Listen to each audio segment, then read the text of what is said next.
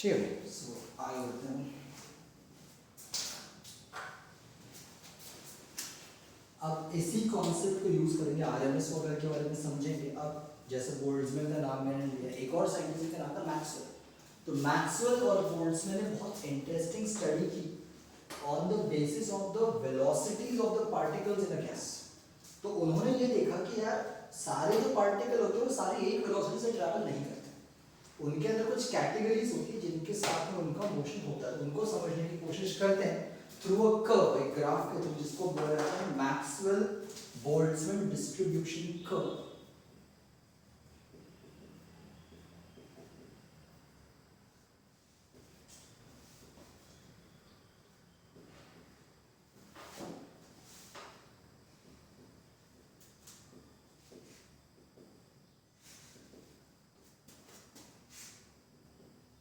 Maxwell Boltzmann distribution curve बड़ा simple सा curve, बहुत इंटरेस्टिंग और सिंपल सी चीज है।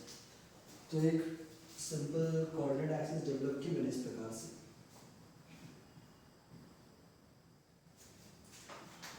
This is gonna be your temperature axis, independent value ये डिपेंड नहीं करता। अब यहाँ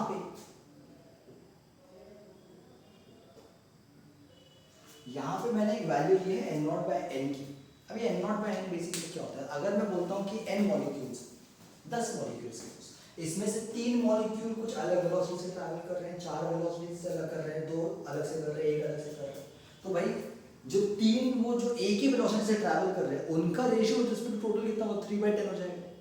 जो 2 एक अलग तरीके से होंगे तो 2/10 हो जाएगा। तो वो n0 by n मतलब क्या है कि this is the fraction of that molecules which is travelling with a certain velocity. n0 is the particle that traveling with the same velocity with respect to the total number of molecules basically। आया समझ में क्या बोला है ना?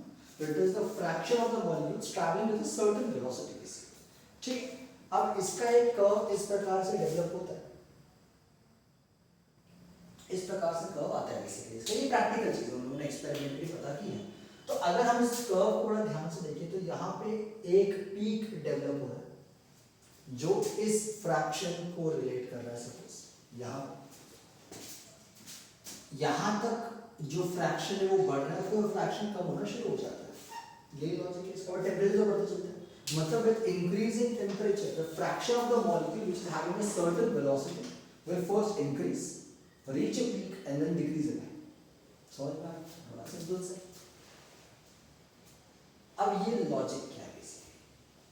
उन्होंने ये देखा कि अगर आप एक छोटा सा पोर्शन ले लो,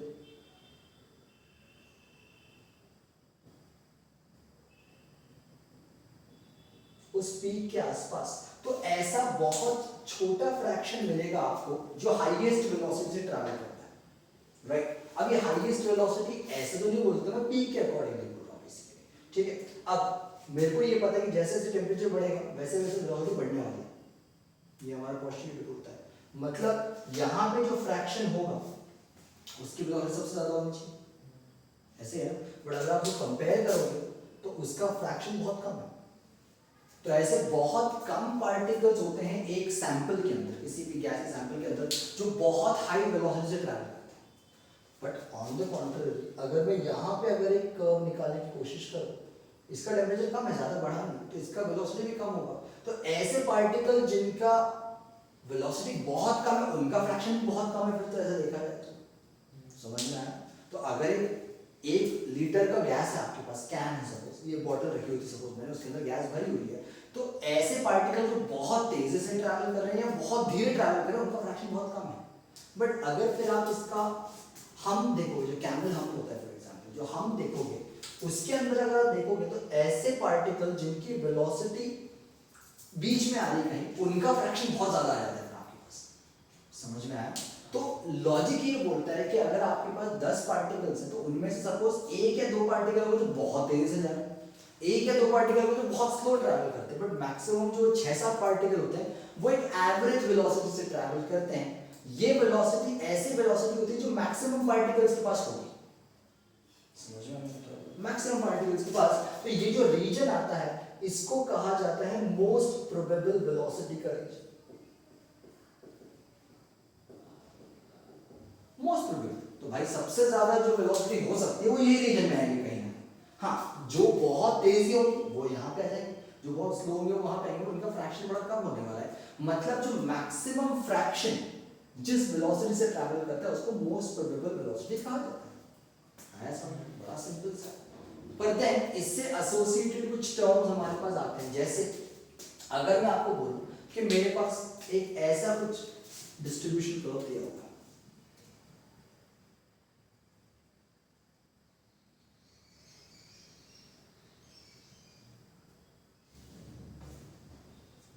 वही अभी भी n नॉट बाय n का कर्व है विद रिस्पेक्ट टू टेंपरेचर।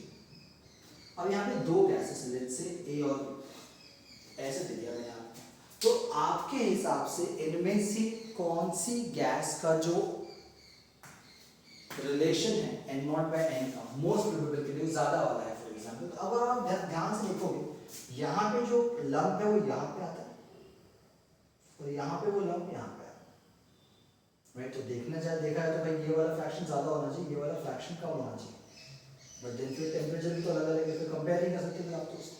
तो एक ही टेम्परेचर पकड़ लो कोई, राइट। लेट्स से मैंने ये वाला टेम्परेचर पकड़ लिया, तो इस टेम्परेचर में भाई मैंने यहाँ पे उठा लिया, ये वाला कर्व इस वाले पे हिट हो रहा है, ये वाला कर्व इस वाले पे हिट हो रहा है, right.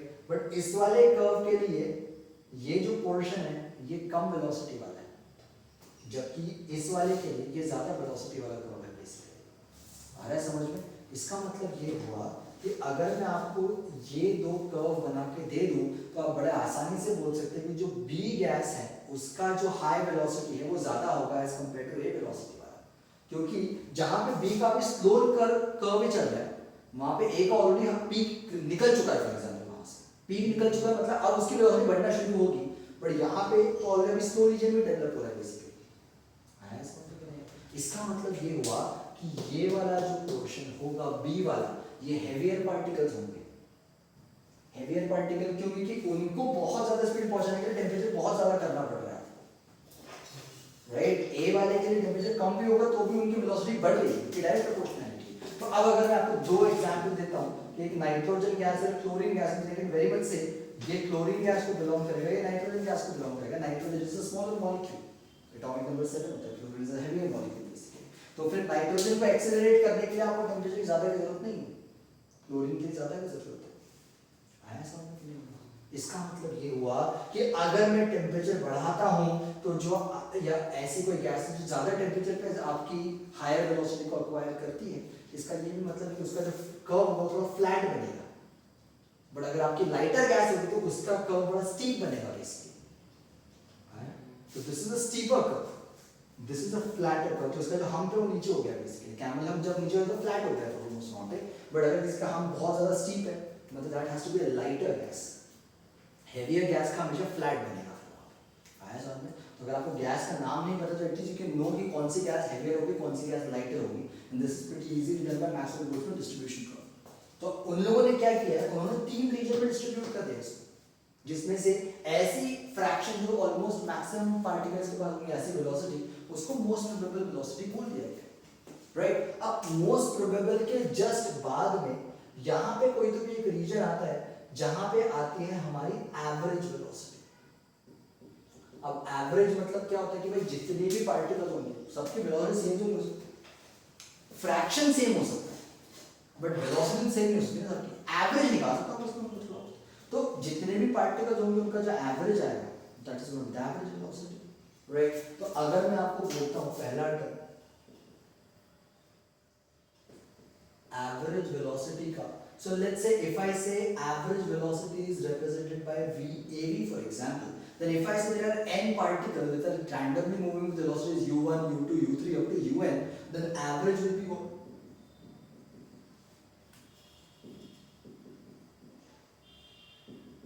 Whole upon n. That's going to be the average velocity basically. But then if I say that there are n1 particles which are traveling with the u1 velocity, n2 particles are traveling with u2 velocity और total particles n है, तो उस case में average कैसे निकालूंगा भाई? तो उस केस में एवरेज कैसे आएगा? That will be n1 u1 plus of n2 u2 up to nn un whole upon, ये आया समझ में? ये वो वाले पार्टिकल की u1 वेलोसिटी सारी, तो ये अल्टीमेटली आई तो वेलोसिटी है ना, ये अभी भी वेलोसिटी है, ये वेलोसिटी है, उसको डिवाइड करो by total number of particles, that will still give you average. आया समझ में? बहुत सिंपल है। इसके अलावा फिर हम निकाल सकते हैं रूट मीन स्क्वायर वेलोसिटी, जो हमारे उस रीजन में आती थी, जिसके बारे में हमने u बार स्क्वायर से रिप्रेजेंट किया था। अब रूट मीन स्क्वायर, जिसको हम v RMS लिखते हैं हमेशा, इसका मतलब क्या हो? It is root mean square है, अल्टीमेटली स्क्वायर रूट के अंदर आता है, so it is the average of the squares of the velocities, basically average of the squares of the velocities, मतलब जो v RMS होगा that will be equal to what, u1 square plus u2 square up to un square whole upon n but under the square root।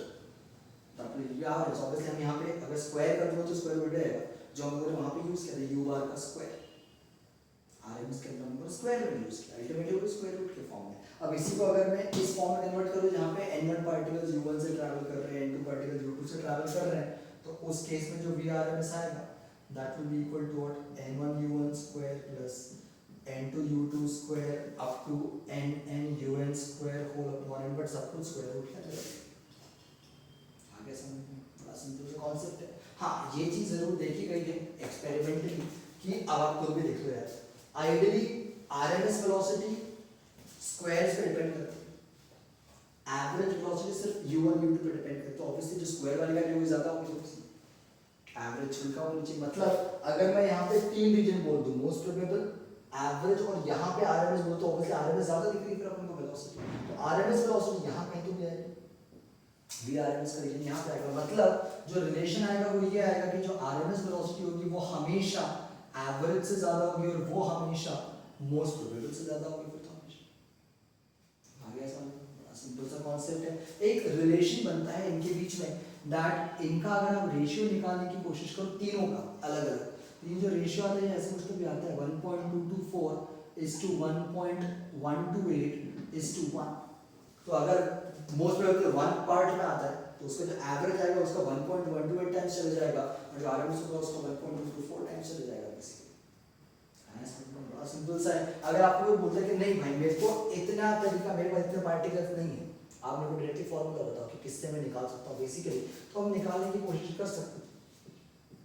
तो जो most probable होता है उसका formula आता है 2RT/m, रूट ओवर 2RT/m, ये direct formula है, जैसे T is the temperature, m is the mass of the gas, right, mass, molecular mass जो भी उन्होंने दिया होगा उसको कन्वर्ट करना पड़ेगा।